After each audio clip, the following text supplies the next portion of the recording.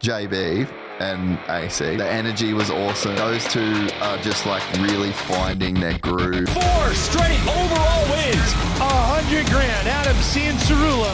Checkered flag and Justin Brady. Cianciarulla has won the 2019 Pro Motocross Championship. He's gonna do it to become the oldest winner in the history of Supercross.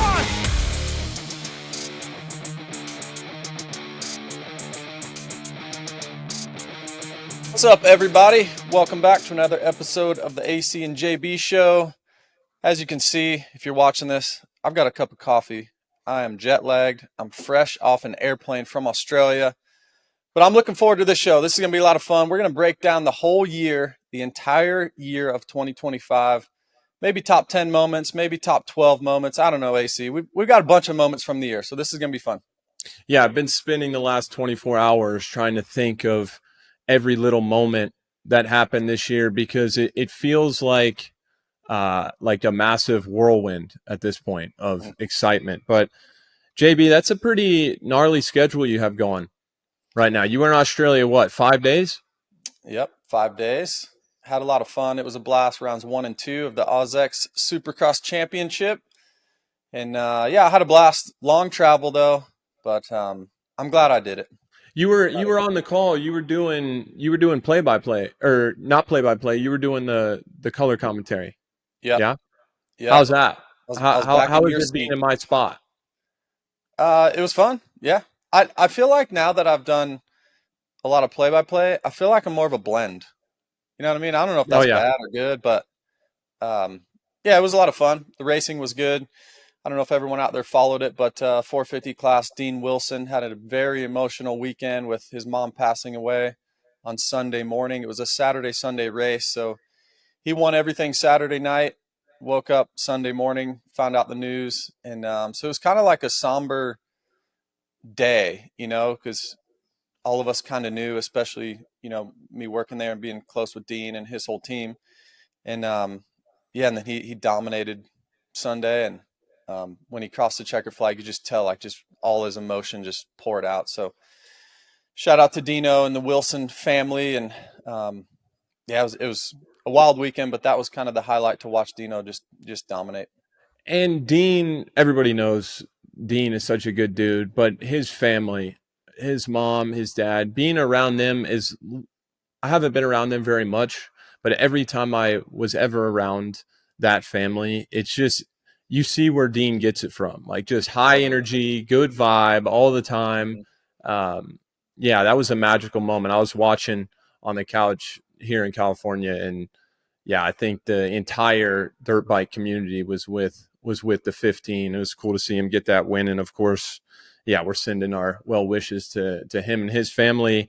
JB, I finally booked the Airbnbs. I pretty much have an itinerary dialed. I still need to I've never planned a trip before like this. I really, really haven't. As a professional athlete, you know this. You defer as many things, like, you know, booking travel, just anything that requires time and attention. I always try to get an assistant to do it. Or my mom, Christy, bless her heart, she's helped me with travel my whole career. But my girlfriend and I making this trip, this 1 month trip to Australia, I got 2 Airbnbs booked, and I was on the phone last week with our guy Gypsy Tales, Jace, and he was telling me, dude, you got to go to the Gold Coast. And you were telling me you got to go to the Sunshine Coast. Oh yeah. And so I'm like, do I listen to a American half Australian like yourself, or do I just listen to the full blown Australian and Gypsy Tales? So yeah, we're going to go to the Gold Coast. I've got a really listen to him. You listened to him. I did. I got a really cool Airbnb right, I believe it's Palm Beach area. Yep. I think right on the water in a building. It cost a pretty penny for sure, but I'm like, let's get the most out of it. So I'm proud of myself personally for sitting down and doing it. So we're going to go from Sydney. We're going to stay just a couple days in Sydney because I heard it's a madhouse, and that's not my vibe. I'm more of a country guy, to be honest. It's white. Then we're going to the Gold Coast for Gold Coast as well. But go ahead. Wow, really? Okay. Well, going to the Gold Coast for I think it's 12 or 13 days, and then I got an Airbnb in Melbourne, kind of right by Marvel Stadium. So we'll be there the next, I don't know, 10 days or something like that. So I'm blowing it, or am I going to have a good time? No, you're going to have a great time. I spent a lot of time with Jace over the weekend as well at the race, and he was telling me all about, talking to you and telling you about the Gold Coast. And look, it's not a bad decision. I would have split it up a little bit. I would have said spend 7 days on the Gold Coast and maybe 6 or 7 on the Sunshine Coast, which I know it's confusing. We were talking before we push play on this podcast, and you're like, wait, isn't it the same thing? It's not the same thing. It's a little more mellow up on the Sunshine Coast. But hopefully we make this a yearly trip and you can check out the Sunshine Coast next year. Or I would still recommend you spend a couple days up there just to see, just to check it out, just to get the vibe. I did get the full trip insurance package on the Airbnb, which normally I do not do that. Never protect the trip, the added fees, it doesn't work. But I did do that just in case, because I couldn't just hit, reserve this place and then I'm locked in 100% for 13 days. If we go there in a week and we're ready to get out of there, like I'm just going to go. Yeah. I'm just going to go. But yeah, proud of myself for booking it. We're getting on a plane on the 21st and going over there. When are you flying back for the next one in Sydney? I believe the same as you, 21st. Yep, and I'm looking forward to that, man. That's going to be so fun. We've talked about it a lot on here, but your first time to Australia. Yeah, well, we have a lot of Australian viewers and listeners too.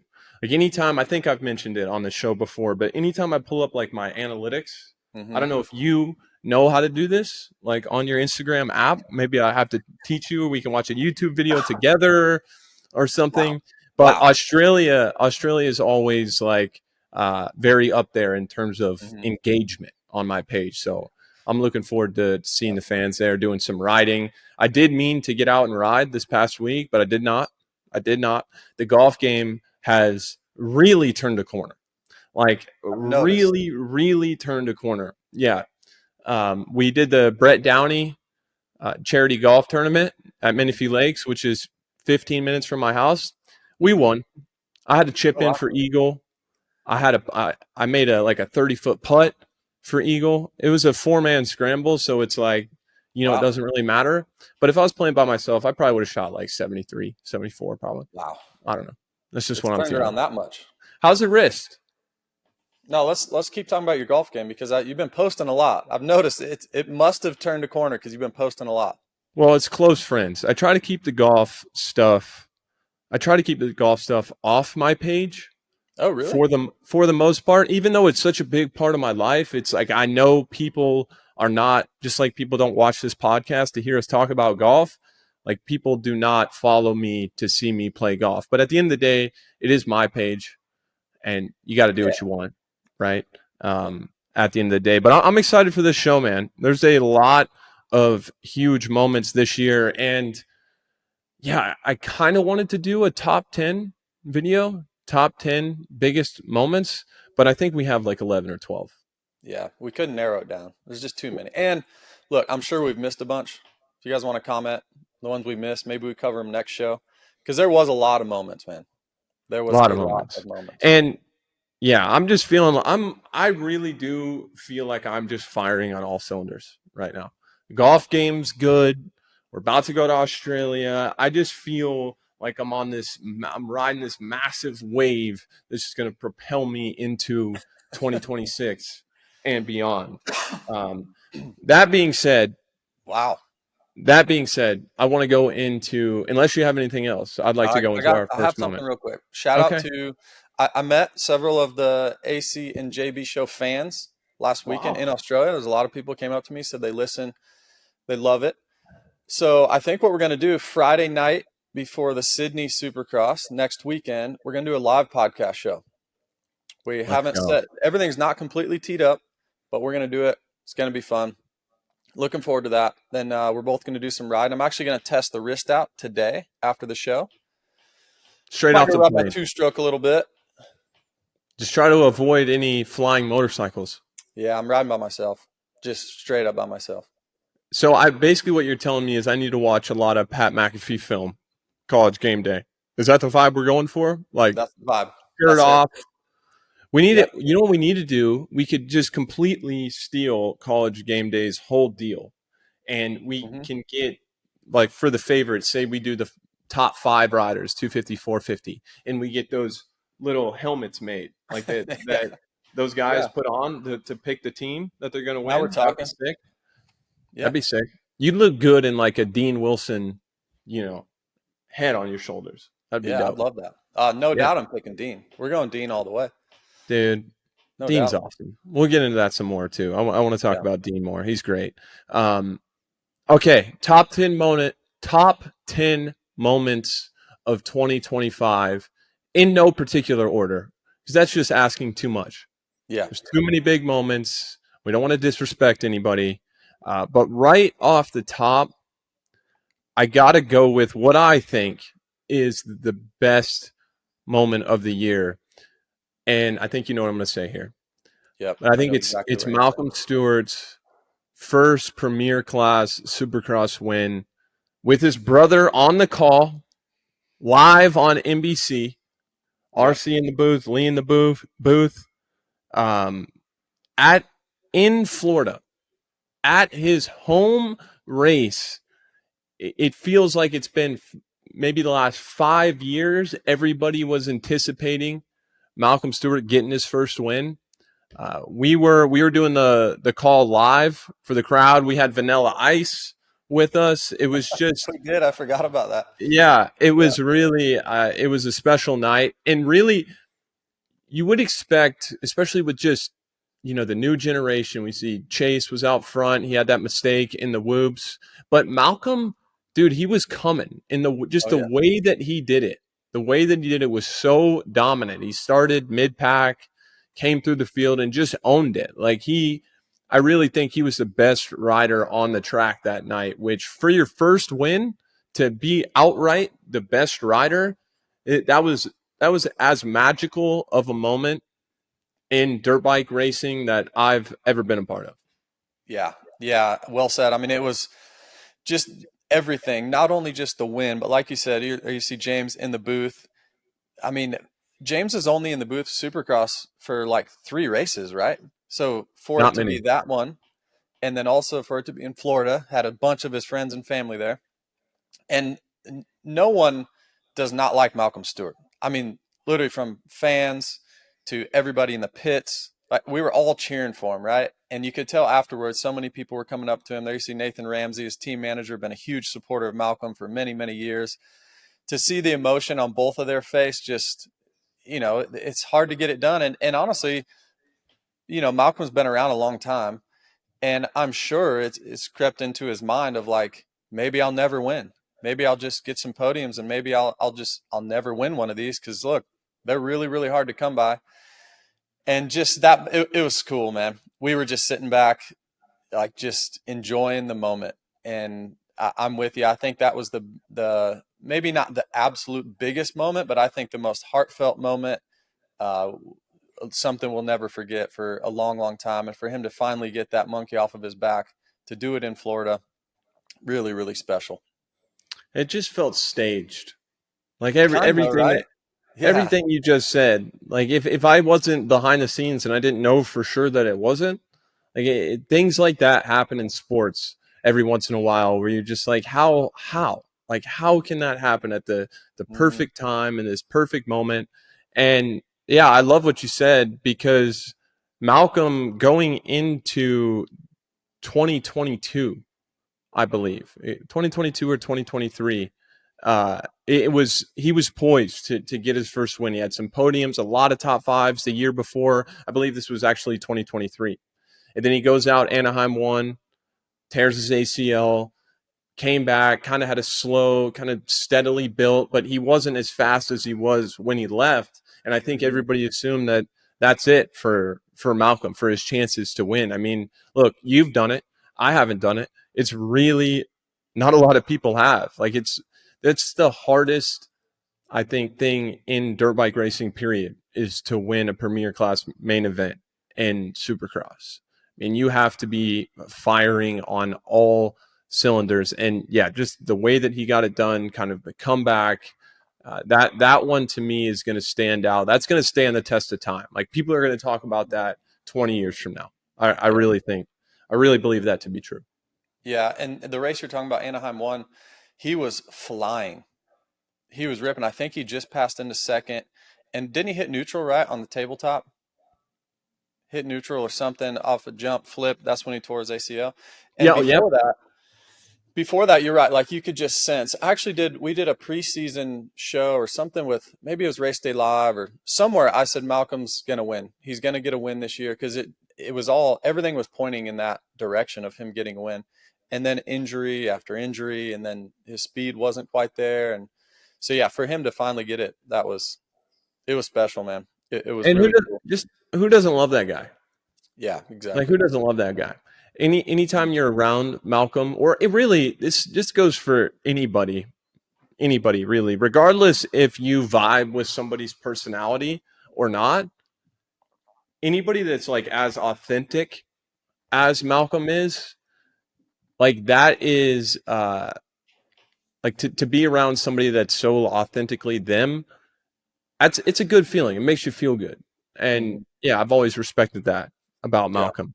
With that being said, JB, I will let you pick. Well, let's go right up the street. Let's stick with Florida, right up the street. Daytona, right near your hometown. And Ken Roczen finally wins at Daytona. And this one's cool for me because, Kenny and I were teammates there for a little bit. We got pretty close, and with me winning Daytona, that's literally like the one thing that I could hang over his head. So it was always a joke between him and I. And the week of Daytona, I would always send him a picture of the trophy. And then he would, multiple times the fastest guy, or he'd be out front and get past late. And so coming there this year, it's like, look, he wasn't the favorite to win, but the way he won was incredible. Like, he came through the pack. You see him getting by AP. And then Webb was kind of coming at him late, and we're like, we've seen this before. Oh yeah.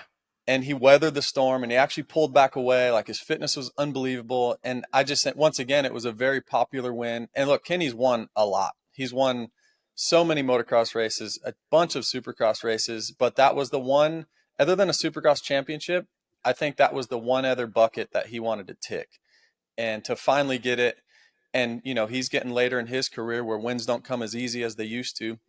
So to see the emotion from him, from his family, from his team, you see Griff on the podium with him right there, that was a really special moment. And now I have nothing to hang over his head. I mean, I literally had one thing on him.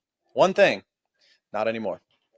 I remember being in his bus earlier in the day. I think it was before the first practice, and you were there too, but I hadn't seen Kenny in a few weeks, and we were just catching up. And, I've been around him. You have too. Been around him quite a bit on race day over the years during the week.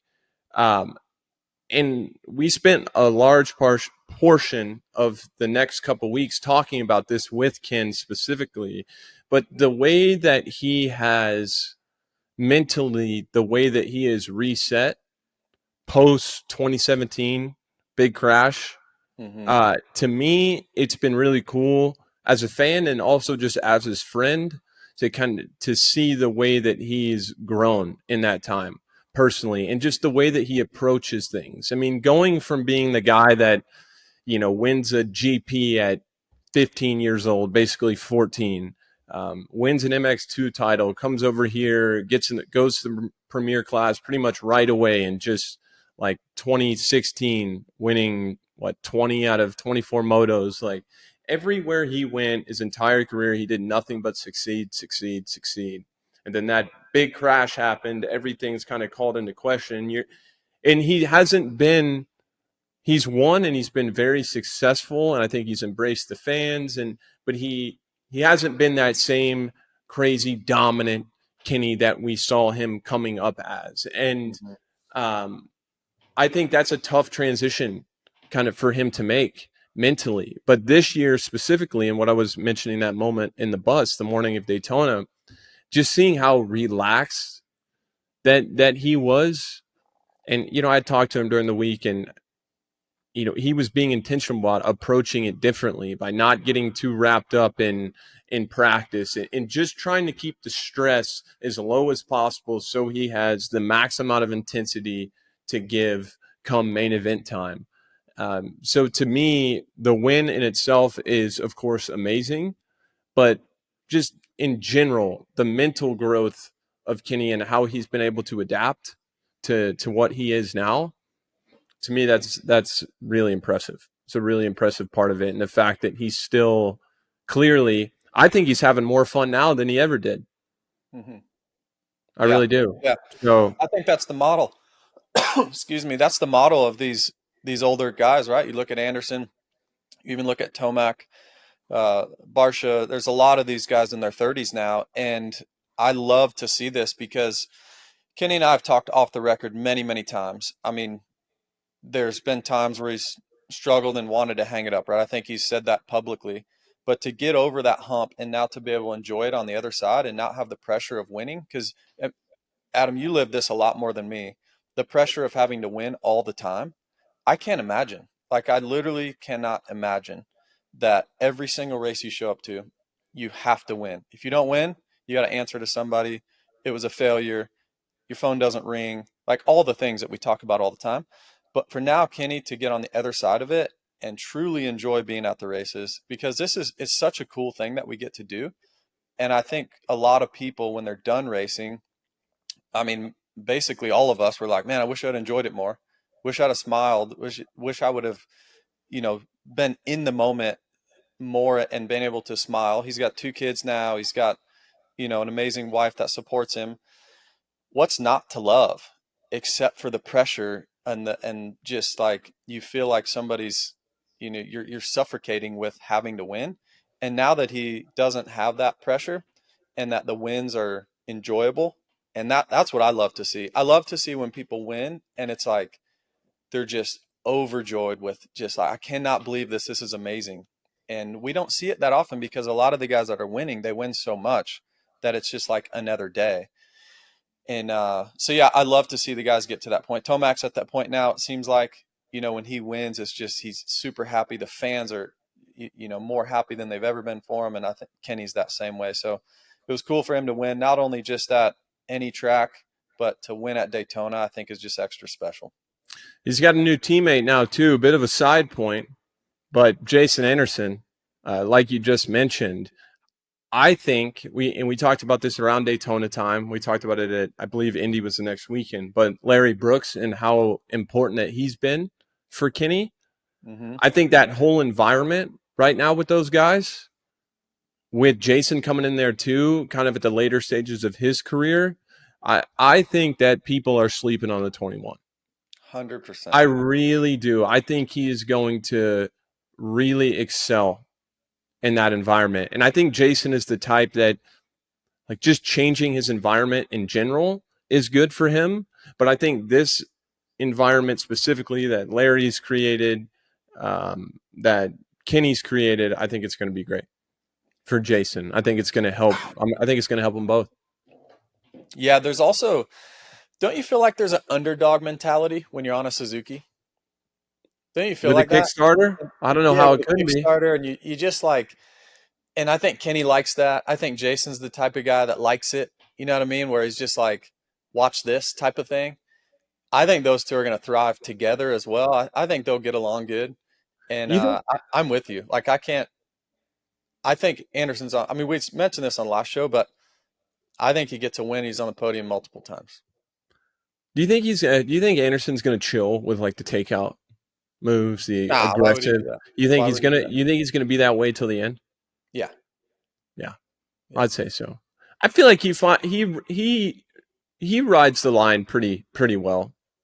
I think for the most part, like Jason's not just going to take you out if he's not feeling well. He knows he's 2 seconds a lap slower, unless you scream at him in the pits or something the week before or do something stupid. He's pretty much going to let you by. He's not going to clean you out, right? It's more of like he's more of an opportunistic clean out guy, not just he just goes blind. So yeah, It's definitely strategic for sure. Yeah, big time. Yeah, it's Smart guy. calculated, and he does it well. It never looks like it's never a spectacular takeout. It's like Yeah, he does it well. he does it really well. Yeah. Another fun fact about Jason Anderson, real quick. I don't even know. This doesn't have anything to do with the show. I remember training with him when we were both with Eldon early part of our careers. And that guy, talk about cheap. Dude, Yeah. that guy used to go to hotels and eat the continental breakfast like at the hotel, not even staying there. While he's making millions. Why is making millions? This is literally like as he's on the run to his 2018 Supercross championship. Yeah. So fun little fact there. But that's going to be cool to watch. I think both of those guys next year, a little veteran, good vibes. We're going to move on to our next moment, and I think it's got to be Hayden Deegan getting his first Supercross title at Denver in very dramatic fashion. I don't think. Look, he came through. It didn't look like he was going to get to Davies. Then he comes up, as you see on your screen here, puts him over the berm, goes on to win the championship. And had Cole stayed in second, he would have had to wait a weekend. So you could argue that maybe he was trying to hold him up a little bit. But I think you and I are in agreement. We're fine with that pass. We're totally fine. I think it caught Cole off guard. I didn't think that he expected him to be there. But I think this race was kind of a culmination of, I think we saw Hayden get a lot better at Supercross from the start of the season to the end of the season. Juju came out really hot, won San Diego. Deegan didn't have a start styled early, so we were kind of wondering what was going on. And to me, this is when he had already kind of started turning the corner with the dominant win at Arlington Triple Crown. But to me, this was kind of a culmination of his improvement in Supercross and was far and away the best guy in the championship in the end. Yeah. Yeah, I didn't have a problem with that pass at all. I think it was just a little bit of two things. I feel like you're either all in on Hayden Deegan or you're looking for somebody else to cheer for. You're looking for a Hymas or a Shimoda or a Beaumare. And it just happened Davies was climbing the ranks, and he was that guy. Like, remember Dave? I mean, we were praising it, Cole through the whoops. We were like he was that guy. So people were cheering for him, and then they're like, "What? You're going to clean out him?" So I think it was a little bit of that. The crash wasn't, or the takeout wasn't bad. And fast forward to the last round of SMX, then we started covering it like crazy because that's ultimately the pass that got him on probation. Yeah. So. But yeah, him winning a Supercross championship. Look, we knew it was coming, but there was times when it's like, man, really? Like Beaumare's pretty fast, and now Cole Davies is on fire, and motocross just seems like it came so easy to Hayden. Like he's far and away the best guy. And there was days in Supercross where just like he's not the best guy today, or he might have been the third best guy. So. For him to really get better and actually remember the beginning of the season, he was training with Christian Craig and he was doing his own thing. He was like, he had his own tracks. And then I think it was round 3 or something. He showed up and he's like not working with Christian anymore, back with the team, back doing motos with all the other guys. And it was like he locked in. And I remember talking to his mechanic, Brent Duffy, and he's like, yeah, man, he showed up to track last week and was like, I'm locking back in. And you and I both know there's a certain mindset that you have to have. And once you get into this, like all the way locked in, when you have the talent and fortitude and just everything that Hayden has, you're going to get the job done. And from then on, didn't seem like anyone else had a chance. So for him to finally get that Supercross championship, that was cool to see. And in a very kind of, I don't know the word for it, but a little controversial, I guess, especially on the podium. What did he say that night? What he said that if you don't like it, you can suck it, right? That's Something right. like that? That's right. Yeah. We got to put that on a t-shirt, man. That's good. But he's been good in Supercross from day one. He's a great rider all around.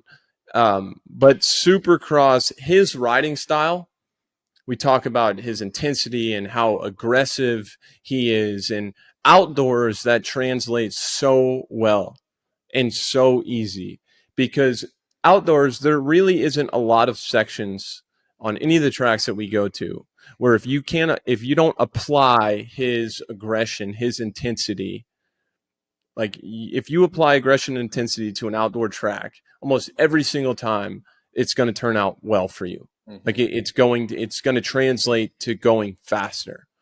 Supercross, as you know, is not quite like that.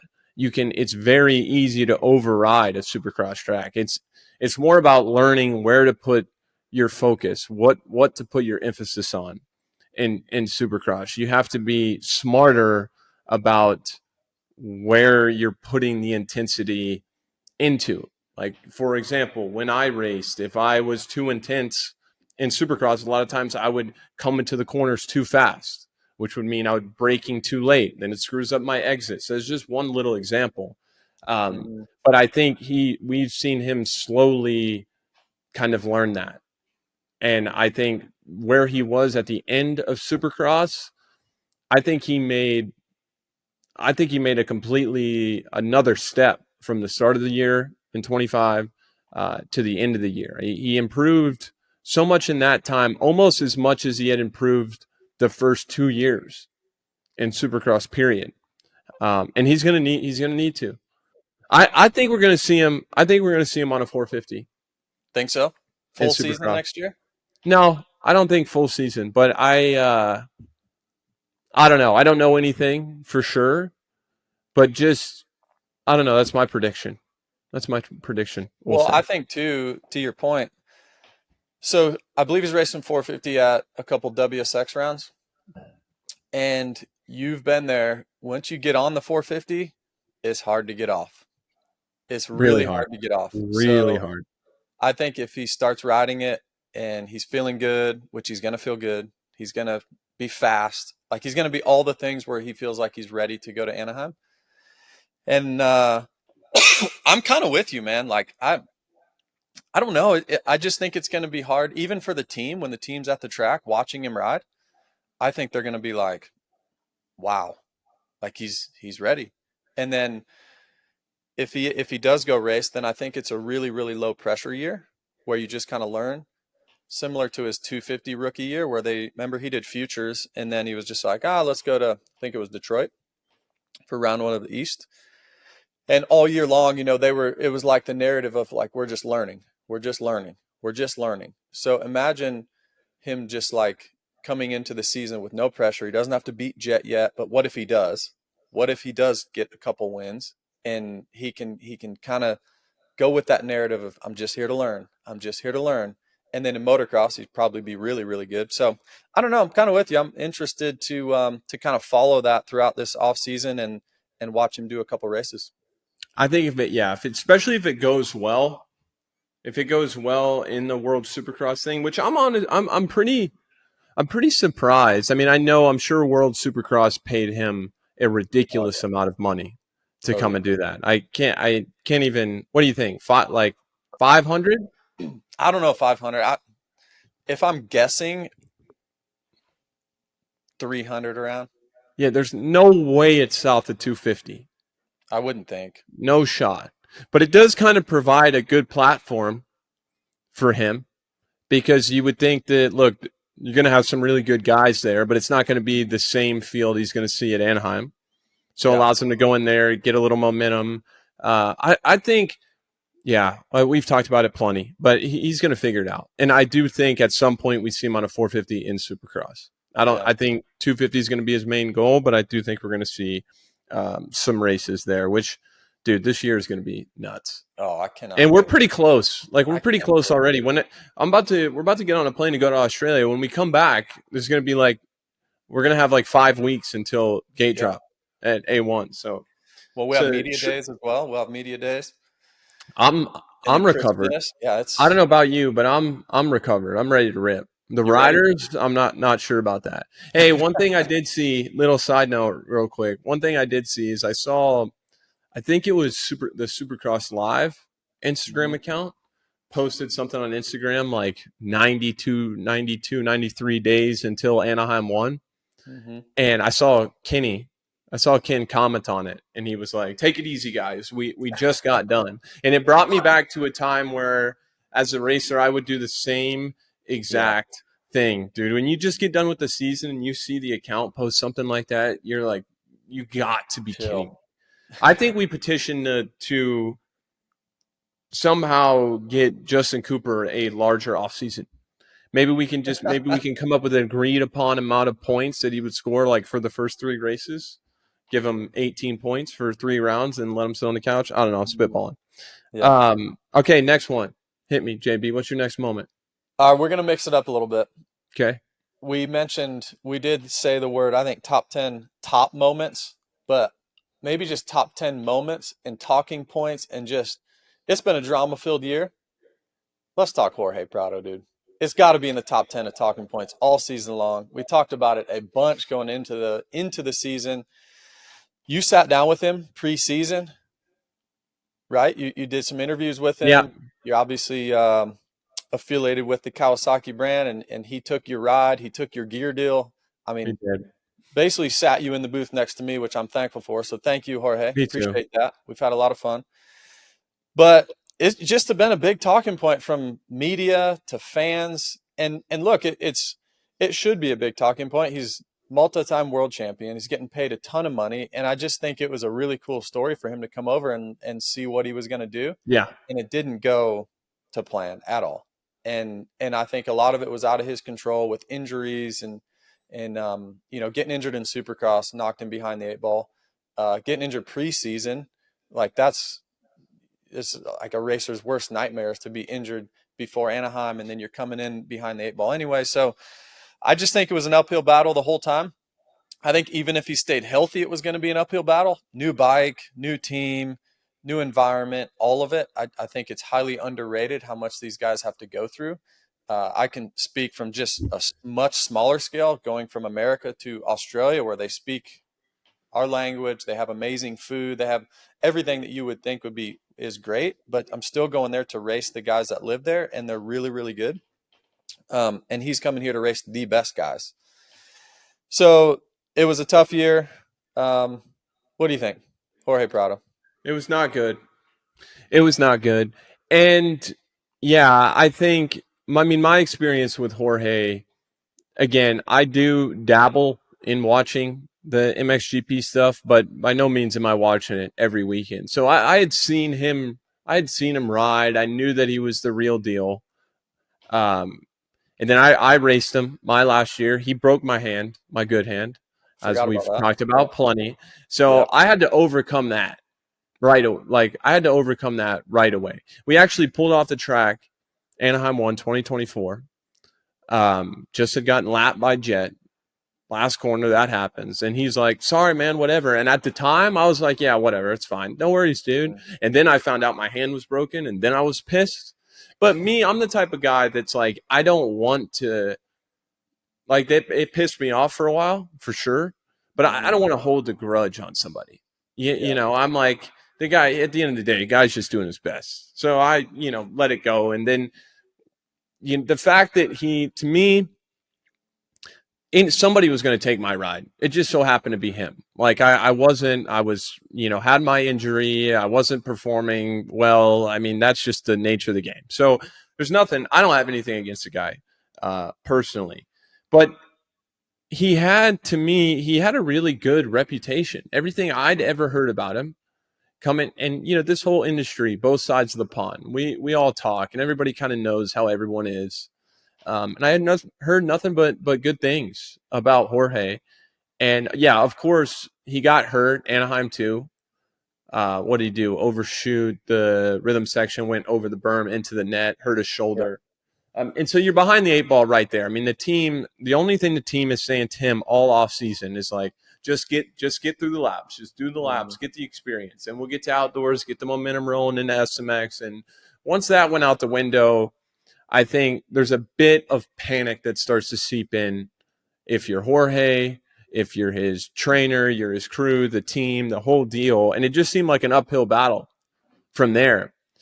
And yeah, to me, in order to pull off this move, that he wanted to do, going from being the man in Europe, coming over here and trying to be the man.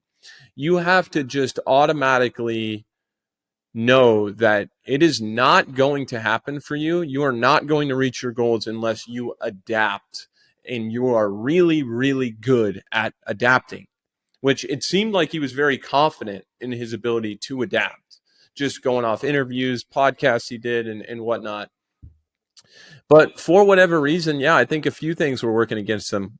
I think that right off the bat, I think during the week, his lack of intensity during the week really didn't help set the bike up for success on the weekends.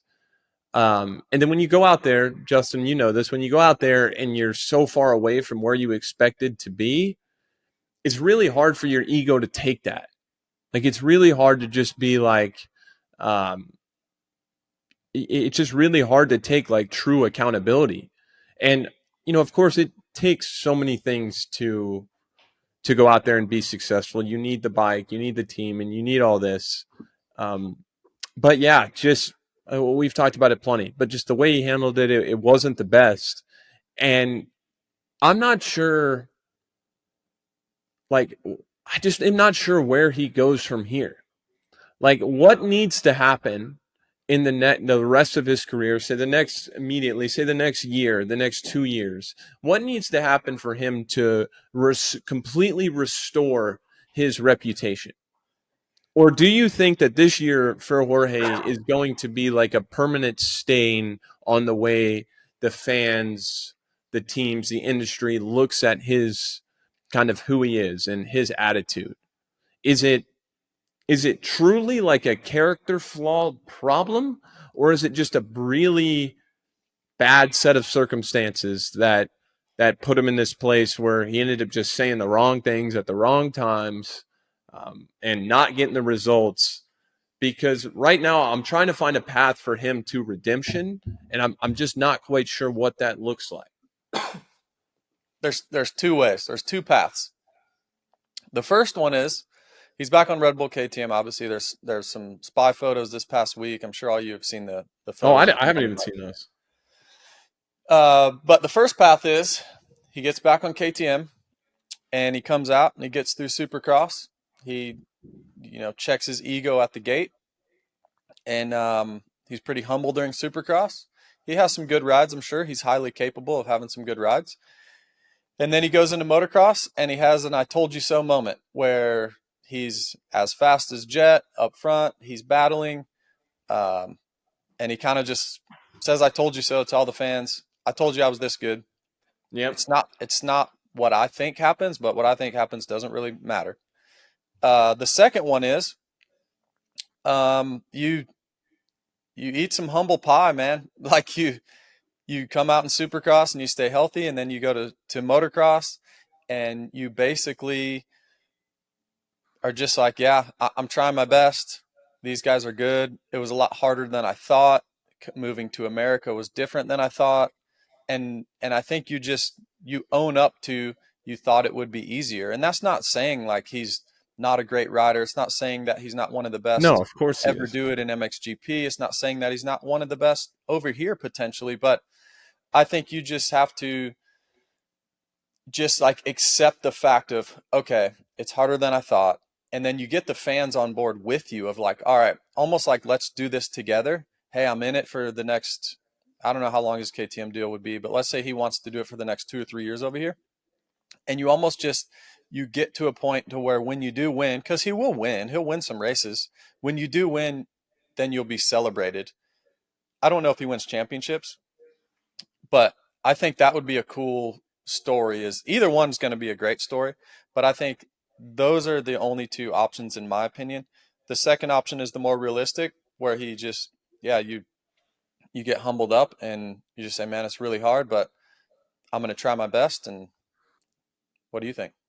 Selfishly, I hope he doesn't take the route of being like, oh, I'm going to go prove the haters wrong. Right? You know what I mean? Because he's got to look at this year. He's got to zoom out. When he's 40 years old, he's got to zoom out, and he's going to see this year, and he's going to be like, yeah, dude, I mean, I messed up. Like, I did this wrong. I did this wrong. We all have stuff like that in our lives that we can look back, whether it's you and I or any of our listeners. I'm sure you guys, there's plenty of things you can go back and be like, well, that was really stupid. I'm glad the whole world wasn't watching when I did that. And that's the nature of the game with the position that you're in, doing this sport, being an athlete, a professional athlete, making a lot of money. Your mistakes are going to be broadcasted. We are like entertainment to people. And I get it. So I hope he does just own it, because I think he's pretty smart. I mean, I've been around him, and I talked about it a lot early in Supercross on Race Day Live. Like, I think, prior to this year, being around him, like, I think he's got like a winner's mentality. Mm-hmm. I would rather have somebody like when he was on Gypsy Tales a couple of years ago talking about he can come over here and beat Jett and be the guy over here. I would rather have somebody that confident, like that almost sometimes can be delusionally confident in themselves, than somebody that's coming over here and being like, oh, I'm not sure I can do it. I think the guy that's delusionally confident is going to do better than the guy that's doubting themselves. So I think that's like an opportunistic winner's mentality that I like that. I like that about him. And I'm curious if that is still there. Like, you never really know what you're made of until the whole world comes crashing down on you, right? Is he going to remain the same person? And to me, everything I'd been around, everything I'd heard about is kind of this, like, kind of happy guy, good to be around. I mean, I never heard a single complaint. So is he going to get back to that? Because he's kind of got down a little bit of a negative pathway here. So is he going to get back to that kind of positive guy, being easy to work with? I think he will. Look, he's already proven that he is a winner. He is a champion. We know he has the ability. And yeah, I would like to think he's going to check himself and he's going to come back better. And it's going to make for an even more exciting 2026. Everybody loves a comeback story. Yep. Dude. And once everybody gets down on you, I mean, if you across the board, you can see it with athletes in every single sport. Eventually, if you're the guy everybody's coming after, and you're the guy that's down bad, everybody's piling on you and giving you all this criticism, if you just smile into that, if you just smile through that, eventually they will come around. They will come to respect you.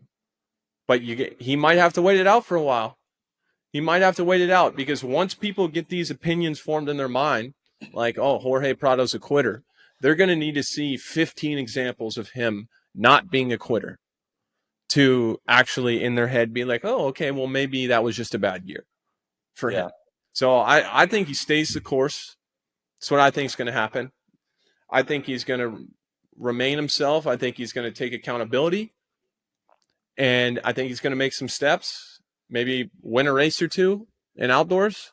But he is a huge, don't get it twisted, regardless of this year, he is a huge asset to Supercross, to SMX here in the States. Like, bringing his international audience, it's a big deal. And I'm pulling for him. I think he can do it. I think Supercross, he's going to have to take his medicine big time. I think if he can be a 5 to 10 guy, even like 5 to 12, I think we're fine with that. I think the first step, I don't think is that difficult. I think the first step is this off season, even like media days or whatever, he does some interviews, he goes on some podcasts and just owns up to some of it. Almost like, doesn't have to apologize, but if he could just own up to it, I think you'd have half the fans back on board to where they're going to be on board for this comeback story. I think if he continues to lean into it and like you said, if the ego's still there, we're like, watch this, now I'm back on this bike, which you have to have some of that, because like you said, whoever ultimately wins or beats is good enough to beat Jett, they're going to have that mentality of like almost delusional confidence. Like, you have to have that to go beat him. But also you can have a little bit of humbleness to be like, this is going to be really hard. And you almost come out and say, the Kawasaki wasn't what I thought it was. I've been on KTMs my entire life. I've been on dealt with the same people in Europe for basically my entire life. And this was much harder than I thought. I'm sorry. I was going through some stuff behind the scenes that, however he wants to say it, I think would be awesome to then give him a fresh start. Because in my mind, I'm almost acting like that didn't exist. Now he's coming here on the bike that he's comfortable on, where this is going to be the best version of Jorge Prado. And I hope he stays healthy. Like you said, he's a huge asset to everything we do over here in SMX. I really like him as a kid. I've spent a little bit of time with him, just talking to him at Club MX, and told the story about running into him at Whole Foods, and just really, really nice. And I'd love to see him up there battling and being his best self. That's all I would like. And if you're a media guy, your job is to write these YouTube titles and get these interviews. And these guys are going to be licking their chops to try to get him to say as much information about Cowie as he possibly can. Yeah. And I think I would love to see him be respectful of that situation going into next year. Not that he can't say, look, I just didn't vibe with these guys. Mm-hmm. Like the bike's characteristics, the direction of the bike, whatever. Like, okay, but I hope he doesn't go too far into really trying to draw awareness to like, look, guys, this isn't my fault. Like if there was something crazy going on behind the scenes, of course, like I would never expect him to not say that, but I really don't think there was. So I hope he just focuses on, his new position, he leaves it behind. And dude, he was a good starter anyway. Like he was a pretty good starter this year anyway, but on the KTM, we talked about it a lot. Like when we got the news he was coming over here on the KTM specifically, he's probably the best starter in the world. So, he's going to be up front a lot in Supercross. Mm-hmm. Anyway, Jorge Prado, 2026, TBD. TBD. What you got next, AC? What you got? My next moment, this was a big one. This was a really big moment for the man, the myth, the legend, Eli Tomac. San Diego, the pass. We'll call it the pass, because I remember watching that race. I remember watching Eli pass Jett on the outside in the sand after the triple. Classic Eli move. Classic Eli, round the outside, whole lot of clutch, whole lot of lean angle, outside elbow, way up there, head tilted, just ripping. And I remember thinking, like, nobody passes Jett Lawrence like that. Like, it really doesn't happen often. It really doesn't. If Jett's up front, he rarely ever gets passed. And I think with Eli, and coming into the year, it was, maybe I'm just going to do this year. That was kind of the general feeling after the press conference that Anaheim won. And so seeing Eli come back and be this version, a guy that can go out there and beat the new generation, to beat the guy, Jett, the defending champion, that's just found this entirely new level.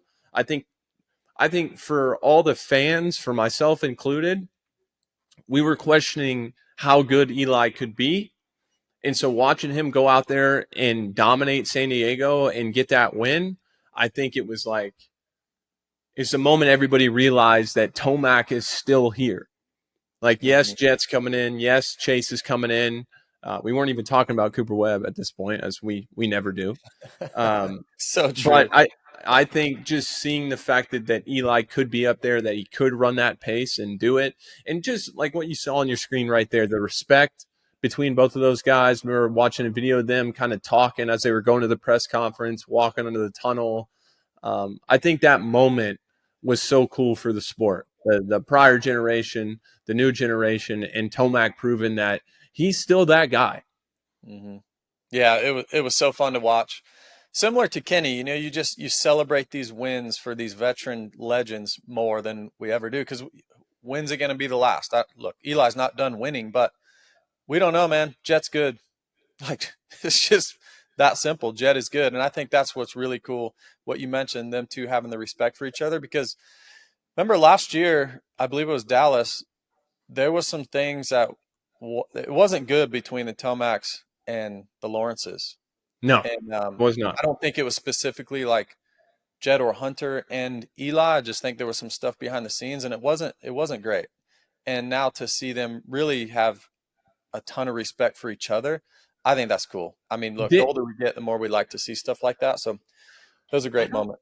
I can't remember if this story has been told or not, but and maybe we might have to take this out of the show if I'm speaking out of turn here, but didn't Jett's old agent kick over John Tomac's grill? Yes. That happened, so. Right? I believe so, yeah. I mean, I didn't see it. I heard a lot of things happening. I guess there was some, I guess I'll say that we're not 100% sure. So we don't want to throw anybody under the bus, but I know that was a big, I don't know where it happened, when it happened, but there was definitely something going on. Mm-hmm. Somebody's grill. I think who kicks over John Tomac's grill, man? Yeah. Come on. Who even starts stuff with John? Come on. It's John Tomac. It's John Tomac. You just say whatever he says to you. You just say, yes, sir. And you move on. You just move on down the road. That's John Tomac. The general. He's called the general for a reason. Treat him like it. For real. Yeah, I don't know. Maybe we take that out of the show. Maybe we leave it in. This little tidbit. I think it's fine. Yeah, it's fine. Yeah, it's fine. All right, JB, what's your next one? Wait. Honorary, since we're on Tomac, maybe not a top moment per se, but honorary mention for him racing Tampa on a broken leg. Yeah. And it's not like he broke his leg on lap 1 and adrenaline took him to the end. He broke his leg 5 hours before the race. Mm-hmm. And he went out there and raced. Watching him go through the whoops was painful. It really was. But Eli Tomac, we know he's got the good genes. He's a dog. He is a dog. Yeah, racing Tampa on a broken leg, that's pretty nasty. Yeah.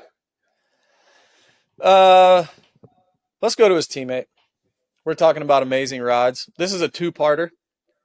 Love it. Two-part top 10, top 11, whatever you want to call it. Cooper Webb's win in Pittsburgh. I mean, come on. Stupid. Like, Chase Sexton's on this roll. Chase Sexton's clearly faster. Like, there's no question. There's not a single person on the planet that's going to say Chase was not the fastest guy. And Coop had to win. And we were all speculating. There was 3 rounds to go. Pittsburgh's going to suit him because of the dirt, because then we're going to Denver and Salt Lake City where Chase Sexton is so unbelievably fast, and he has to win this race. He absolutely has to win this race. Chase knows it. Cooper knows it. And to execute the way he did, and then obviously he was struggling in the whoops all season long. He made an effort to get better in them, and we show up to Pittsburgh, and they're pretty big whoops. They're pretty gnarly. We're paying attention to it during qualifying practice. And Coop was skimming him most of the day, and then he comes out, whole shots the main, and starts jumping, and then Chase was skimming, and then Chase started jumping. Like, Cooper Webb controlled that race so well and gets the job done, and that's what won him. Ultimately, that's why it's a two-parter. Ultimately, he wins his 3rd Supercross championship, but it was all because of him getting the job done in the biggest moment, potentially of his career. Gets the job done. And he would tell you this. I think he gave us maybe the best interview that we've had on the show. I think it was great having him on. We had him on this summer, but he would tell you this too. There isn't one single rider, there isn't one single person in the industry that if you put Cooper Webb and Chase Sexton side by side, and you to tell me which one is just a better rider, like the things that Chase Sexton can do on a motorcycle, they don't always make sense. It doesn't. It just doesn't make sense. You're like, kind of like Jett to a degree, although Jett, I would put him up just a little bit of a notch in terms of like not making mistakes and whatnot. But you watch Cooper Webb ride, and you and I were like, we can do that. We can do that. Yeah, not actually. Like, we know that we can't go out there and win a championship or win a race. Obviously, we're not as good as Cooper Webb, but that's just the way that it's like he's the working man's Supercross champion. He does all the little things, has all the intangibles, so much of it, as we know. He is living proof that 80% of the sport is mental. Like, he really is. He wills himself to championships, to wins. He's done his whole career. I've been around him my whole career. And it never ceases to amaze me. And I think if you're Chase after Salt Lake, you got to look back at the last 8 races and be like, how the heck did that even happen? Mm-hmm. Like, how did that happen? But I remember watching Pittsburgh specifically, and you were right. Chase was on a roll, and it was right. I believe Coop had like 9 or 10 points, and we were kind of getting to the later stages. And we felt like it was going to be a championship deciding race. Like, we really did. And the fact that Coop knew that, like the fact that he knew that, he's super smart, tactical. He knew that and went out there and did what he did. I think that's probably maybe the best ride of his entire career. Like, he willed himself to that win. And I remember watching that. We were calling the race live for the stadium. I remember watching Chase going to jumping in the whoops, and you and I looking at each other and being like, what is he doing, man? What is he doing? Yeah. You got to skim the whoops. That was like the only thing he had on Coop. But Cooper Webb, 3-time Supercross champion, elite company, and just, I don't know, his racecraft, the way that he goes about his business in general, it's timeless, man. And there's just no reason to think that he won't find a way to be in contention again in 26. I mean, he is so far down the list of exciting things to watch for going into 26. I mean, maybe he's maybe somewhere between 15 and 20. There's 15 more exciting things to look at than that. Right. But come round 12, come round 16, I would bet this house that he's somewhere in the mix. He's going to be there. Yeah, to me, mentally, what I've seen in racing, besides Ricky Carmichael, mentally maybe the strongest rider, smartest rider we've ever had in our sport, period. And that's saying a lot. And remember, sorry, I was just on my phone for a minute because I had to look where Pittsburgh fell in the schedule, and it's exactly where I thought. Remember what we were just coming off of before Pittsburgh? This is on our top 10 moments as well. Oh, yeah. Yep. Chase East Sexton's Rutherford. East Rutherford ride. Beat down. I mean, unbelievable. Unbelievable. His whoop speed was incredible. I mean, it literally looked like he was racing a bunch of intermediate kids. He did. Yeah. It was incredible. And then we go into Pittsburgh and we're like, yeah, Chase just absolutely laid the wood to everybody, including Cooper Webb. Cooper started second right behind him. This is the start of the main. And Chase just absolutely walked away. No problem. Easy race.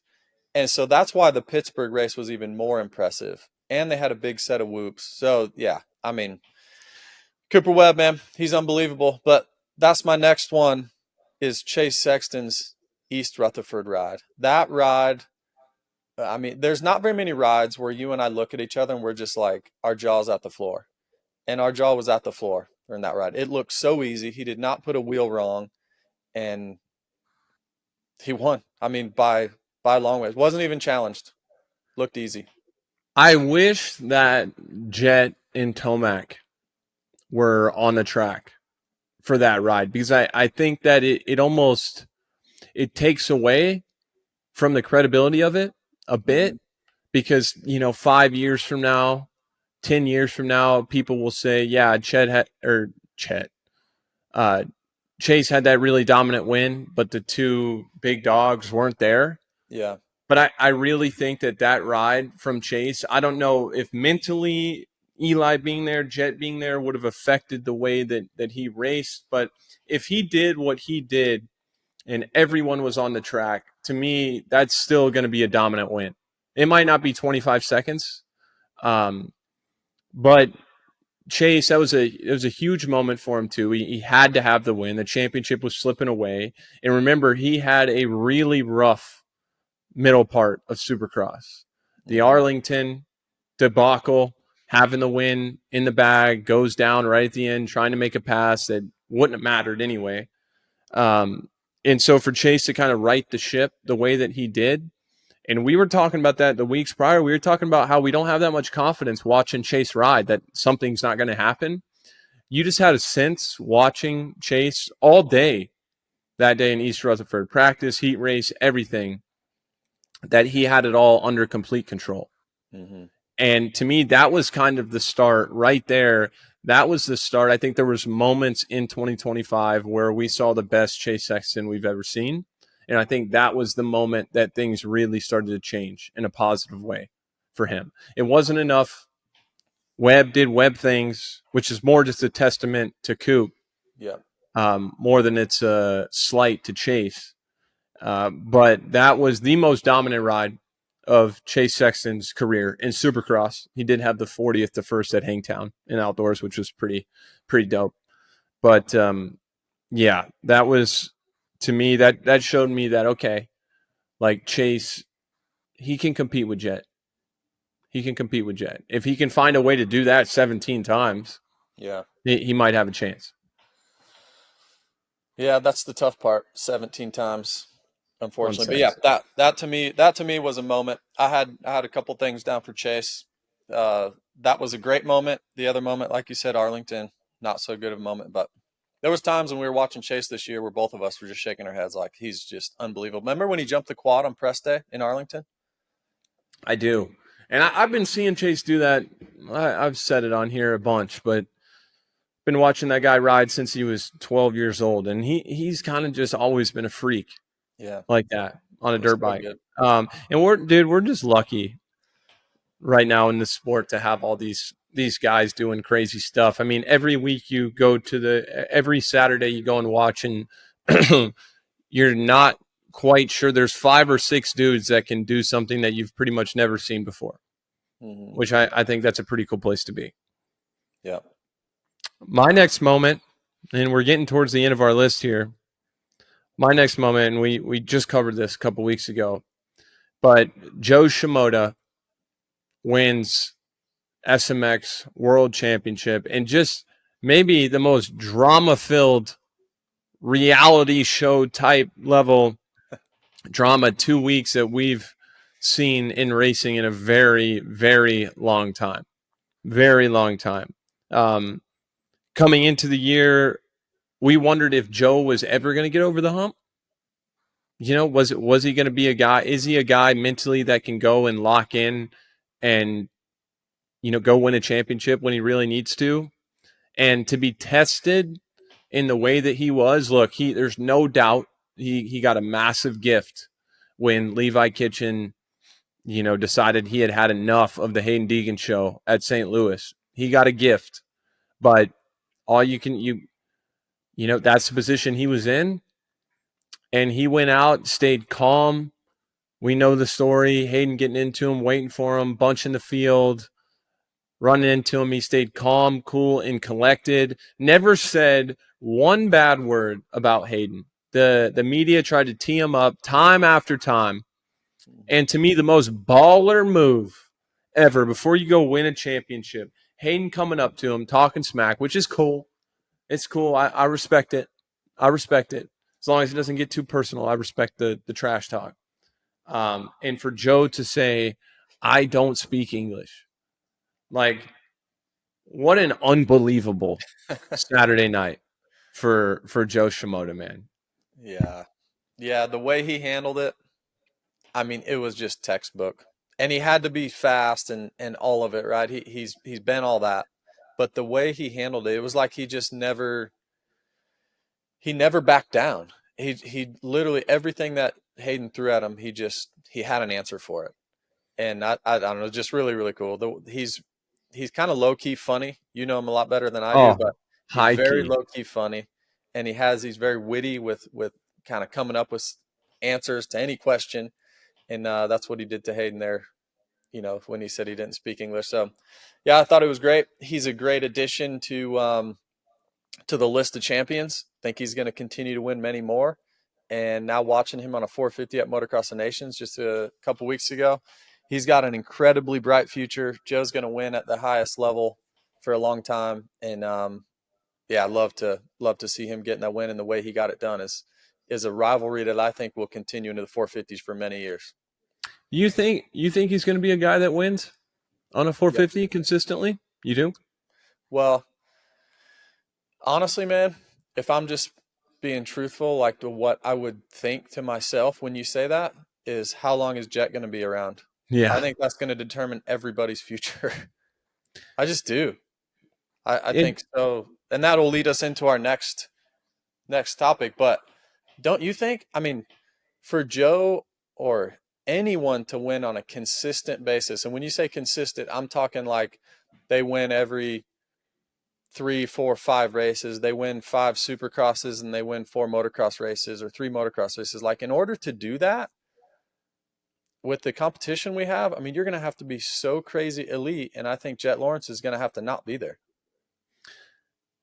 Over the course of 31 races, if you're consistently starting in the top 5, you're going to get a couple opportunities in there where Jett makes a mistake or misses the setup and Sexton's way back. Like, if you are consistently put yourself towards the front, you will have times where you can be opportunistic. Yeah. So there's opportunistic winners out there. And I would put, like, who we talked about earlier on the show, like Jace Anderson and Ken Roczen, to an extent, a little bit Eli Tomac this year as well. There's guys that can just go out and straight up just be the best guy and win the race. And that's, I mean, you're really looking at Jett and Chase, really. Hunter's there too. But those are 2 guys, Jett and Chase, where you know that if everybody is on their game, if everybody's good, everybody starts up front, you're going to put your money on those guys to make it happen. Of course, Jett first, Chase second. But I do think for Joe, there's no reason to me in his riding, like what he can do on a motorcycle, there's no reason why he can't win. But it's just going to depends on what team he ends up on, like how he vibes with the motorcycle, how he gets along, how he holds up mentally over the course of 31 rounds. Like, how much does he love to ride dirt bikes? Like, little things like that to me will determine how many wins, what he does in the rest of his career. But he's clearly got all the tools. I thought Nations was super impressive from him. Got a little tired in the second moto, but that's completely understandable. He'll put on a little weight before he goes up to the 450 class full time. But Joe's definitely got a chance to be special. I mean, he already is in a lot of aspects, but to be truly elite, he's got a chance. I think right now it's 50-50. Yeah, I think to win consistently, I don't see him doing that. But to be an opportunistic winner, yeah, I think he definitely do that. Definitely, yeah, agreed, 100%. What was the next point that we were leaning into? Well, we got 2 left. So I think I have down Jett just being Jett. Wins another motocross title, wins another SMX championship in a way that we've like that. It was just that it was a wild night in Las Vegas, not only in the 250 class, but just when we're watching, you and I watch everything. We try to watch our monitors. We're trying to watch things live. And the way Jett won in Vegas was just like the first race is just 10 minutes to go. We're looking at each other like, man, is he going to do this?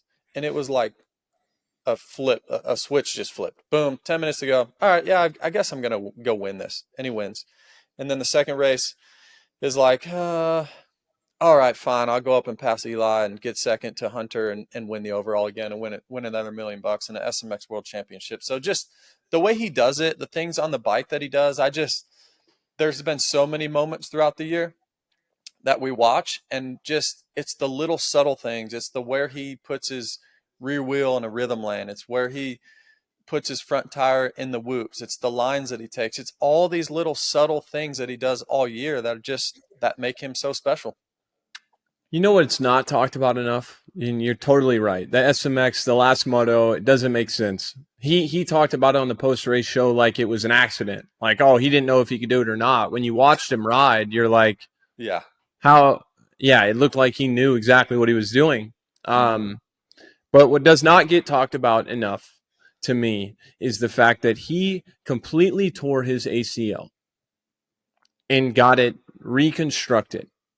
And then 3 months later, 12 weeks after a fully torn ACL, a knee reconstruction, he goes out at an outdoor national and goes 1-1. Why do we just assume that Jett is just so special that he doesn't adhere to these rules? I mean, you knew when you were growing up in the sport, times have changed a little bit. I get that. But you knew an ACL was 4 to 6 months. Like that was it. 6 I for was sure. always back. I was always Yeah. back on the bike at 4 months, and I felt like that was pushing it. I was riding a turn track. I was not even close to race shape yet. Like I wouldn't have been even really been ready to get out on the track to race until 6 months mark, probably. And just the fact that he was somehow able to stay in such good shape, to rehab the knee, to come back and win, and go on to, of course, win the Pro Motocross Championship, the SMX World Title. I just think that to me is nuts. I don't get that. I don't know if it's a special surgery. I don't know if it's stem cells. I know he's got, and this is a really slept on part of their program, but I know they have like every single modern day recovery device at their disposal, like at the compound, at their house. So they're recovery wise, they're doing every tiny little thing to make these marginal gains. But to fully recover from an ACL and go out and win in 3 months, I don't get that. I do not understand. Shout out Johnny O. Shout out Johnny O, Johnny Doc O, because G making it happen. Yep. he must be eating a lot of broccoli. There's not enough stem cells in the world to heal an ACL in 3 months. So I don't know how that happens. Maybe he's just, I don't know. Maybe he's just that guy, I think, special. yeah, it's a testament to his work ethic too. I mean, we talk about his skills on the bike and his talent and the way he rides and his technique and all that, but testament to you can't just get hooked up to a device and all of a sudden be healed in 3 months. You No, have to grind, you have to work. And from what I heard, he was in Doc G's office twice a day, and he was working with Johnny O every day, pretty much all day. Like they were working. And I think that's one thing with both him and Hunter, from the testing side of things and the working side of things, they're not the type to share everything. They don't share them, on the skier at 5 a.m. and they're on the bicycle doing this and doing that. They don't really share any of that, but they are, you know what I mean? Like they are grinding. yeah, And then the test days, from what I've heard from the Honda guys, like it's no accident that their bike looks the way it looks. It's not like magically that happens. And Trey Kennard does a great job over there, and they've got great technicians and suspension folks and engine guys. Like it's an amazing program. But at the end of the day, Jett and Hunter have to get on the bike, and it has to suit their style in exactly the way they like to feel on the bike. And it's a testament to them. Like I've heard just crazy long days that they're just so dedicated and so committed. And it's just something that I think goes unnoticed a little bit, of just how committed those two are and how much they grind. You don't ever see them get tired, and yeah, never. so testament to Jett for being there after 3 months with that knee injury, and just Jett doing Jett things, man. The kid's so fun to watch. I really do hope that he sticks around a while, because I really pay attention to, I've been around Jett. We golfed this summer. I've been around him a little bit. Super, always, really cool to me. But I pay attention a lot to, I think, just having the experience myself, of course, not being Jett, but just being a racer, and of course, not knowing the level that he's at, the level that he's winning at now. I can't compare that to anything that I did. But just knowing kind of how heavy the expectations can feel, and showing up every weekend with people expecting you to win. If you win, it's not a story. If you don't win, it's the biggest story in the sport. to be 22 and to have been carrying that into every weekend now for 3 years, probably. I try to pay attention to kind of just his demeanor on the podium and interviews and kind of just see how he's feeling. And there's some weekends where it doesn't look, which anybody's job. I know all of our listeners, our viewers, like there's times where you go to your job and you're just not that into it. Like you just kind of don't want to be there. And that's the reality of doing anything enough, period. You're going to have those days. But I just hope that, and I think, with Dazzy, with Hunter and the team, the environment, I think that helps him a lot. I just hope he's able to kind of remember why he's doing it. I just hope that he has fun and that he's able to stick around for a long time, because it's so easy to get into that, get into that bubble, and then you stop having fun, and then, he's already won everything there is to win. And I want to see him in the sport till he's 30 years old. I don't want him to retire at 26, 25, 26, 27. So I think we should all do our best to make sure he's having a good time for our sake, for ratings sake, for the sport, sport. Yeah, I think it's going to be tough for just what you said there, just the pressure to win every single weekend. We touched on it with talking about Kenny and Malcom earlier, of just like that constant pressure. You mentioned it being a story if he gets second. It's not a story if he wins. Like it's something that, I mean, you definitely lived. I never really lived that scenario at all, and I can't imagine that it's sustainable. And if the history repeats itself at all, Ricky out early, Dunge out early, RV out early. They had pressure year after pressure, year after pressure year. And now we've seen it, with Eli sticking around longer, obviously, and guys like that. So hopefully he does.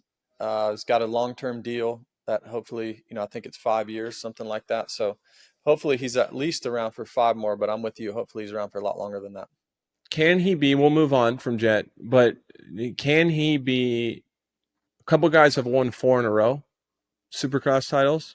Mm-hmm. With the current field, is it even possible for how close the racing is, how everything is now? Do you think it's possible for him to think about him winning 5 titles in a row? Yeah, I think it's possible. I think it's possible too. We'll leave it there. And I want to get into another moment here, and this one just popped in my head, which I cannot believe I didn't have it written down already. But Jeremy Martin's last professional race, he's come to find out. So he started the season with Star, was going to see kind of how it went. It did not go well. It did not go well at all. No. First couple of pro motocross rounds. Jeremy Martin, 2-time 250 pro motocross champion. And he's getting a 450. I think he's getting a Cowie. He was getting a Cowie 450 together for Millville. Then ends up back with Star, back on a 250, kind of where he had his coming out party. It's Millville 2013. I remember that like it was yesterday. I was there, all 110 pounds of me. But J-Mart comes back, number 6, and dude, what an unbelievable way to finish off your career. Like that was another one of those moments. The same thing. I put it right up there with Malcolm Stewart's moment. That was one of those moments where, look, he didn't win the race overall, won the second moto, but that's just magic. That's just sometimes magic happens in sports. And what J-Mart was able to do at his home track last race, dude, it does not get any cooler than that. That may be the biggest moment, actually. And how I'm with you. I didn't have that down either. Like, how did we not have that? That's on us. That's crazy. Right? That's maybe the biggest moment of the year. I mean, look, Malcolm didn't live at the stadium. He grew up near Tampa, but he didn't live next door. I mean, literally, Jeremy lives on the property at his last race. Like, it was a cool moment. There's not very many times where it's like a little bit of a tearjerker. That was a moment where it was like a tearjerker. I think everybody felt that way. And there you see his brother, Alex, and his dad up there in the tower witnessing it. And I can't imagine all the friends and family he had there. And what a special moment for the sport. And like you said, like, it wasn't like he was on form and it was, he was so close to winning. Like, he hadn't even been in the top 10. Not even close. Not even close. I did nowhere. Yeah. I just think you're totally right. I mean, he literally won his last pro race in his backyard. Mm-hmm. Like, in his backyard, the same race he had his coming out party at 12 years before. I don't really think there's a whole much more to say on this, but I'm not going to lie. Back in the day, I think when J-Mart was on Geico, he was training, and I think I mentioned it when we had him on the show post Millville, but he was training with us down in Florida, and that guy would, like, he was really, I knew he was gnarly. Like, you all knew his work ethic, and he was very well respected, and I had a lot of respect for him, but I thought he was kind of an a-hole a little bit, because he was so to himself, and that's just how I was young, and I don't know, I wasn't super, like, judgy about it or anything, but I just remember thinking, like, I don't really know if I like this guy. Really? Yeah, which is so funny now, because I think you get removed. We were competition at the time, and you get older and you see things a little clearer, and that was just a way that he worked.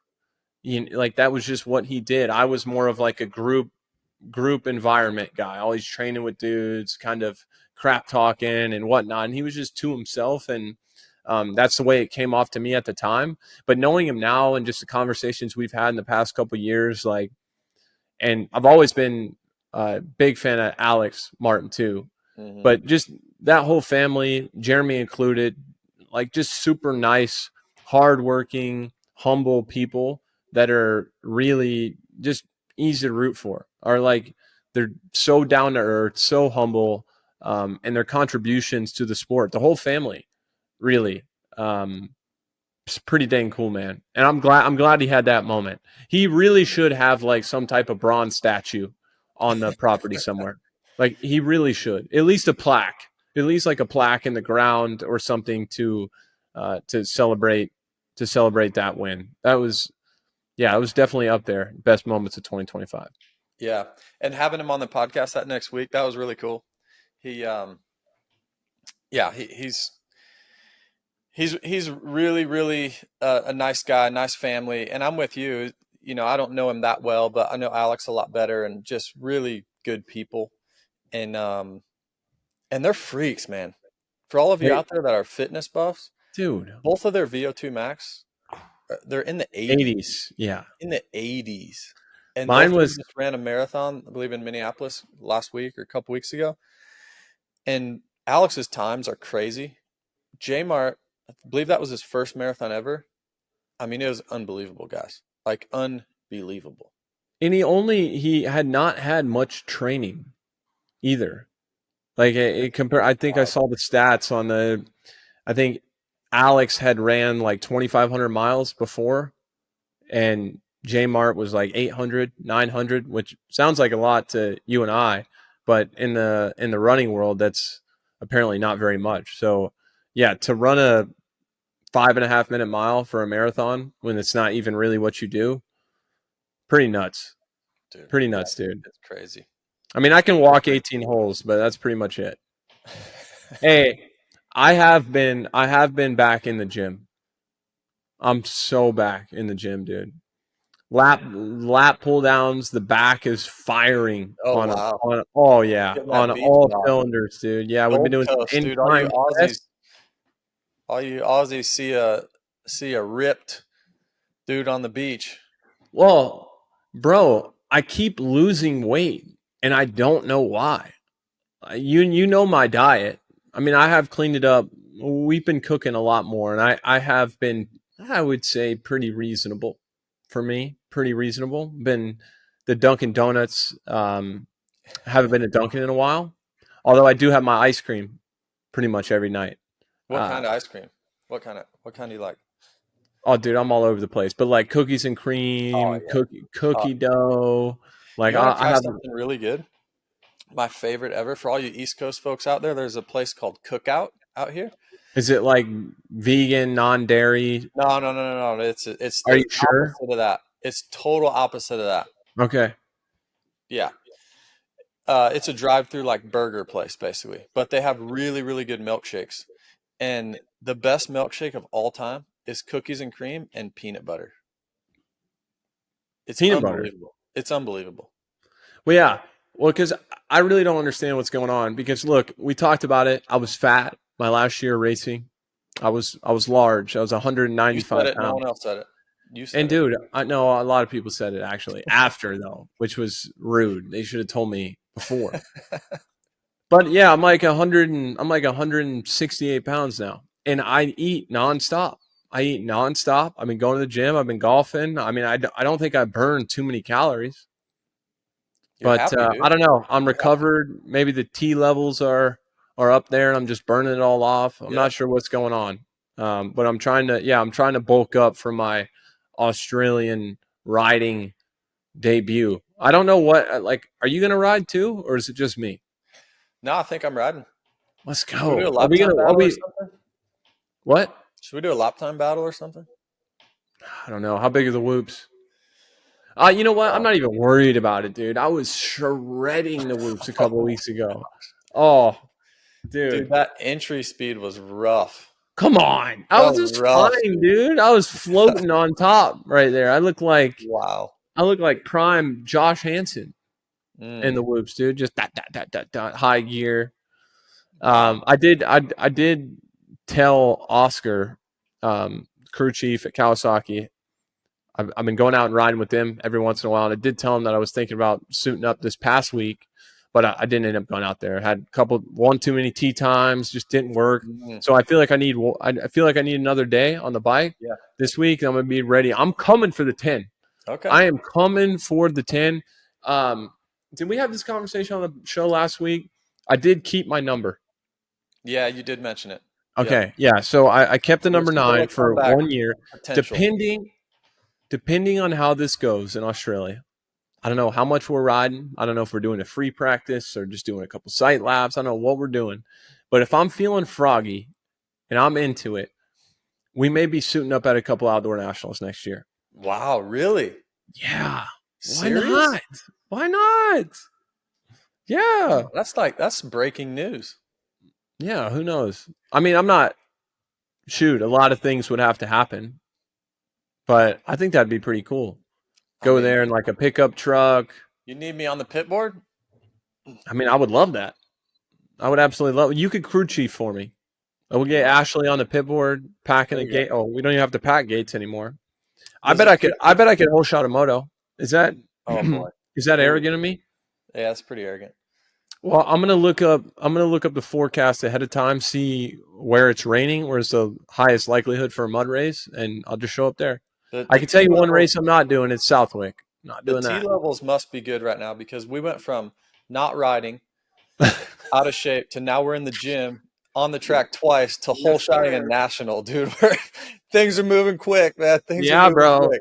I'm bored. That's the problem right now. I've had these 2 weeks where I was supposed to have this speaking engagement. Like I was going to speak in front of like 2,500 people. But that fell through the last minute. I was supposed to be in Florida this week. So I've had this couple weeks of kind of a lull before we go to Australia. And I thought, it'd be nice to be kind of understimulated a little bit before the big trip. But I got like 2 days into being understimulated. And I'm like, dude, I can only clean the house so many times. It all stems from the golf swing. Oh, it all starts there. Dude, the golf swing's good. Everything else is good. The ball, I'm hitting draws on command. Like I just aim at the right side of the fairway, and dude, I just turn that thing over every time. No problem. Is there a possibility? Is there a possibility that no? Listen to me here. Is there a possibility that the AC and JB show is in jeopardy if in Sydney I blow by you in the whoops because your entry speed's questionable, and then we play golf and I shoot a 79, you shoot a 87.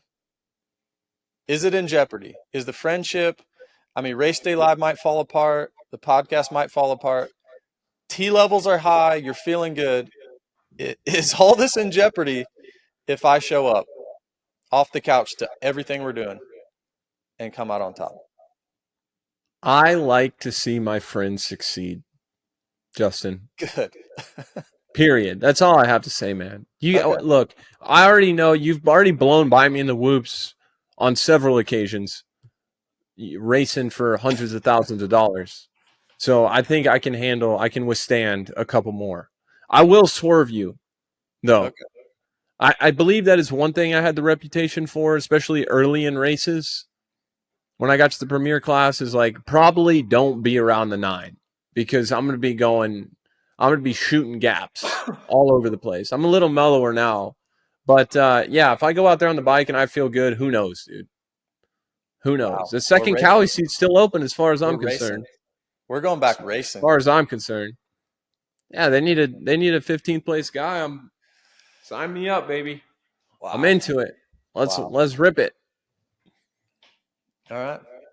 I'm kidding, guys. Don't get your hopes up. But I think it would be cool, at least in my mind. In my mind, it sounds fun to go out there and ride an outdoor because there were times in 2023. Say that again. Say that one more time, please.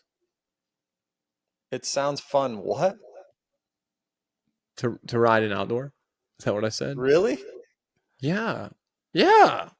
Yeah, get myself around a little bit. All the preparation and I know we're confident. Look, I know we think we're gonna hole shot, but to me, like, what would I spend time riding? Like, spend time setting up a plan to go out there, and like, what would I be happy with? I think top 15, probably. Oh, you got that all day. I think top 15, I could have a good time because anywhere really, depending on how depleted the field is, anywhere, you know this, anywhere from like that 5 to 12 range, you can get 7th and pretty much ride by yourself the whole time. Yeah. Like besides the first 3 or 4 laps. Then you get this nice little gap. You got a guy in front of you, you got a guy behind you, and without even talking, you guys all have an understanding that you're happy with the place that you're in. And we're gonna chug along until they throw the checkered flag. That's where I'm trying to be. I'm trying to be in that zone. But we're talking in the hypotheticals. I won't take too much. You know that there's not going to be an understanding between you guys. Though when you're a full-time racer, there's an understanding. When they see a retired Adam Cianciarulla in front of them, they're not going to be stoked, dude. I got to get 25 points to keep the 9. Do you keep it for 2 more years? Like, does it reset? Or do you just keep it 1 more year? I think I just keep it 1 more. Really? Yeah. What are we hanging on to it for? I don't know. No reason. I was actually going to give it up. I was going to give it up. I got the text from the AMA, and I thought about it for like 30 seconds. And I'm like, yeah, okay, they can have it. And then it's actually my girlfriend, Ashley, that she kept me in the game. She's like, no, you worked hard for that single digit number, which I'm like a single digit growing up. You get a single digit, like you are just a legend of the game. And look, I'm not saying I'm a legend of the game by any means, but single digit number is cool. And so if I can hold on to it, I guess she made a good point. I will. And we may or may not, probably not end up doing an outdoor next year. Let's be real. But where I'm at right now, it sounds fun. Really does. I love it. Sounds I'm here great. for it. I think you do it. I'm here for it all. Is that it for you, JB? That's it for me, man. It was 2025, man. It was a great year. It really was. It was a good year to get in the game. Our first year doing RDL together. And next year, I think we really have an opportunity to take it to the next level. I think you're right. I'm excited for it. I say all the time, it's such a cool time to be a fan of the sport. And that's what you and I are. It is such a cool time. You have all these legends, and then you have the legends in the making. You have potentially the best we've ever seen ride a motorcycle in Jett Lawrence. You have 2 brothers that the best brothers we've ever seen in Jett and Hunter. You have Eli Tomac, who's switching teams, and Sexton. What can he do on cow? Like, this is unbelievable. And then you have Hayden Deegan. When's he moving up? Like, it's just, dude, it's so fun. It really is. I appreciate our listeners, our viewers. You guys are awesome. I don't know if we're going to have this live show on YouTube, but you can expect some content coming from down under. I'm excited. I'm excited, JB. Let's do this thing, man. Let's do it. Good show. Appreciate it, man. See y'all. Later.